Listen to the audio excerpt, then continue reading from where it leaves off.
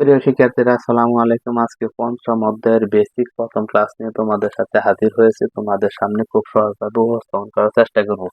পঞ্চম অধ্যায় থেকে প্রিয় শিক্ষার্থীরা যা যা শিখতে হবে তা হচ্ছে, তোমাকেও শিখতে হবে ফ্লোচার্ট, অ্যালগরিদম, প্রোগ্রাম।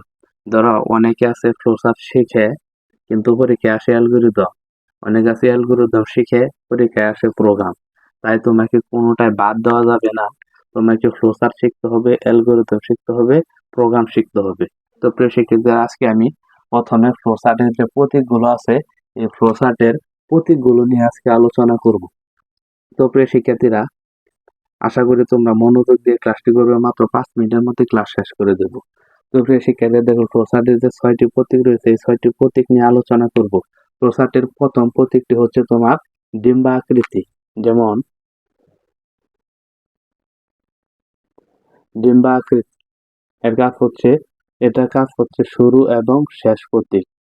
শুরু বা শেষ, শুরু বা শেষ। এটা কি দেখতে কেমন? এটা হচ্ছে ডিম্বাকৃতি, ডিম্বাকৃতি, ডিম্বাকৃতি। তো প্রিয় শিক্ষার্থীরা, তোমার প্রথম যে প্রতীকটি হচ্ছে ডিম্বাকৃতি, এর কাজ কি? শুরু এবং শেষ। অনেকে বলতে পারো শুরু শেষ এটা কি পড়াচ্ছে। যখন আমরা ডাইরেক্ট অ্যাকশনে চলে যাব, যখন আমরা ডাইরেক্টলি ক্লাসে চলে যাব, তখন অবশ্যই বুঝতে পারবে যে কি পড়াচ্ছি। এটি বেসিক তোমাকে শিখতে হবে। এটা হচ্ছে প্রথম প্রতীক, শুরু এবং শেষ। এরপরে দ্বিতীয় যে প্রতীকটি রয়েছে সেটি হচ্ছে তোমার সামান্তরিক, সামান্তরিক, সামান্তরিক। এটা কি? সামান্তরিক, সামান্তরিক, সামান্তরিক। এর কাজ কি? এর কাজ হচ্ছে ইনপুট এবং আউটপুট, ইনপুট বা আউটপুট, ইনপুট বা আউটপুট। এই সামান্তরিকের কাজ হচ্ছে ইনপুট এবং আউটপুট করা। কোন একটি মানকে তুমি ইনপুট করবা, প্রসেস করবা এবং আউটপুট বের করবা। তার জন্য এই সামান্তরিকের নেই এটা প্রয়োজন, ইনপুট এবং আউটপুট। এরপরে যে প্রতীকটি রয়েছে সেটি হচ্ছে আয়তক্ষেত্র, আয়তক্ষেত্র। এই আয়তক্ষেত্র, আয়তক্ষেত্র, আয়তক্ষেত্র। এর কাজ হচ্ছে প্রক্রিয়াকরণ, প্রক্রিয়াকরণ। এর কাজ হচ্ছে প্রক্রিয়াকরণ বা প্রসেস। কোনো একটি মানকে তুমি প্রক্রিয়াজাত করবা, প্রসেস করবা। এর কাজ কি? আয়তক্ষেত্র। আয়তক্ষেত্রের কাজ কি? প্রক্রিয়াকরণ করা বা প্রসেস করা। এরপরের যে প্রতীকটি রয়েছে সেটি হচ্ছে রম্বস, রম্বস, রম্বস। এটা কি? ঘুড়ি আকৃতি, রম্বস, রম্বস। এর কাজ কি? সিদ্ধান্ত, সিদ্ধান্ত গ্রহণ করা, সিদ্ধান্ত, সিদ্ধান্ত। তো প্রিয় শিক্ষার্থীরা, রম্বস, রম্বসের কাজ কি? সিদ্ধান্ত গ্রহণ করা। এরপরে যে প্রতীকটি রয়েছে সেটি হচ্ছে বৃত্ত, বৃত্ত, বৃত্ত। এর কাজ কি? সংযোগ স্থাপন করা, সংযোগ, সংযোগ, সংযোগ। এই বৃত্তের কাজ কি? সংযোগ। এরপরে যে প্রতীকটি রয়েছে সেটি হচ্ছে এই যেরকম কিছু এরো চিহ্ন। এটার কাজ কি? এর কাজ হচ্ছে প্রবাহের দিক, প্রবাহের দিক।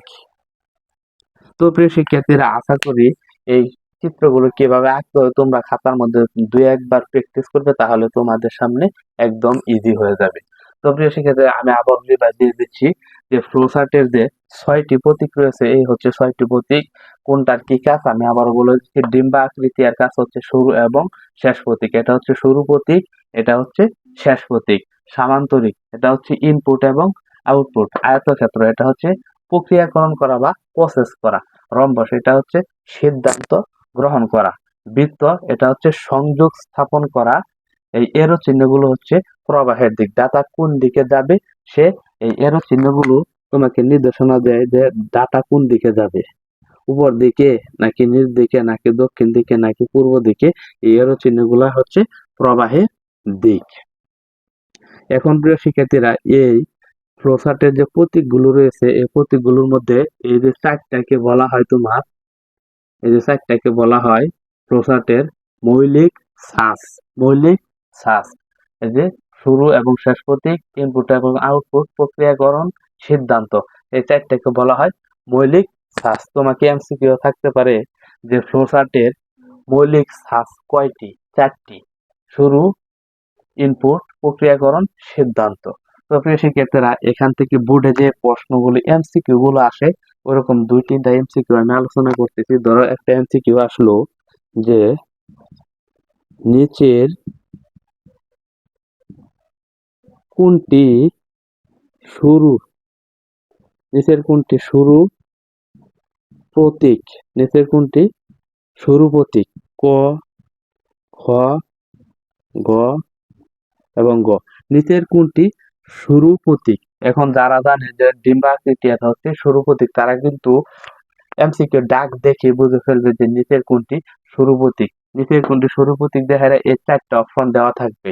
যারা আজকের ক্লাসটি করতেছে তাদের সামনে উত্তর করা একদম সহজ বিষয়, তারা জানবে যে এটা হচ্ছে শুরু প্রতীক। এখন এখানে থাকলো নিচের কোনটি ইনপুট, শুরু প্রতীক যে জায়গায় লিখলো নিচের কোনটি ইনপুট,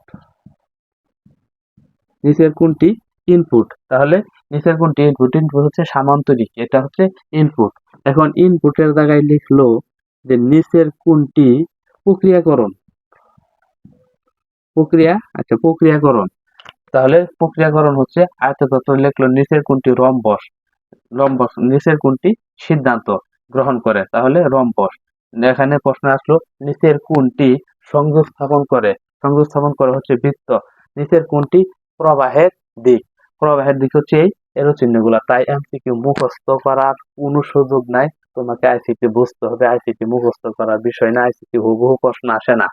আইসিটি ঘুরায় ফিরায় এক নিয়ম থেকে আসে, কিন্তু এক রিলেটেড ওই হুবহু একদম প্রশ্ন আসে না।